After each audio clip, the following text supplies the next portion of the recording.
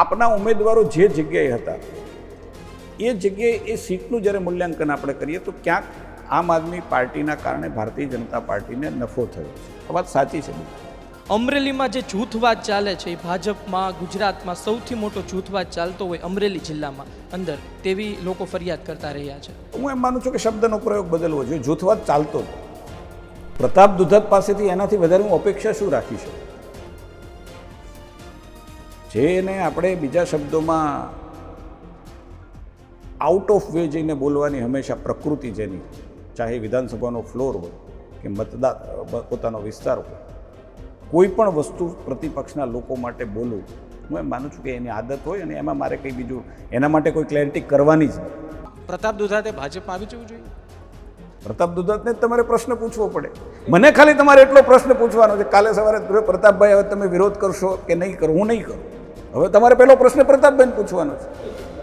ગુજરાત તકના માધ્યમથી કહું છું કે હું સાવરકુંડલાની અંદર જીઆઈડીસી સફળ બનાવીને જ જંપીશ. સૈદ્ધાંતિક રીતે રાજ્ય સરકારે મંજૂરી આપી છે.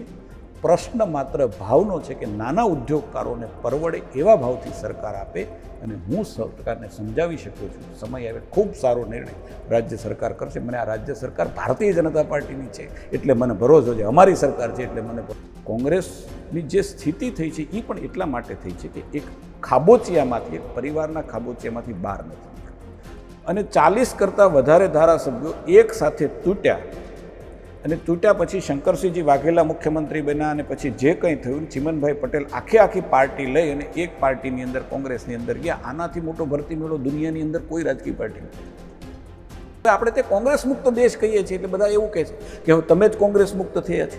અમે કોંગ્રેસ મુક્ત મતલબ કોંગ્રેસમાંથી જે લોકો સારા લોકો છે એ જો આ પ્રકારનું ચાલનાર જે પ્રક્રિયાઓ કોંગ્રેસની અંદર હતી, મેં તમને જે 4-5 વસ્તુઓ ગણાવી કે ભ્રષ્ટાચાર હોય, પરિવારવાદ હોય, તૃષ્ટિકરણ હોય, એનાથી સમજણ શક્તિને આધારે એ પાર્ટીમાંથી મુક્ત થઈને બીજી પાર્ટીમાં આવતા હોય તો અમે કોંગ્રેસ યુક્ત નથી થતા. અમે તો ગંગા જ છીએ, સમજી લો. અને હું સ્પષ્ટપણે માનું છું કે ગુજરાતની અંદર 182 વિધાનસભામાં જે લડાયક ચૂંટણીઓ 8-10 જગ્યાએ હતી એમાંની એક ચૂંટણી સાવરકુંડલાની.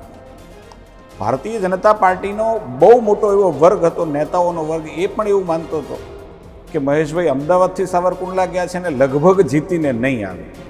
હું ક્યારેય એવું માનતો નથી કે હું આજીવન ધારાસભ્ય.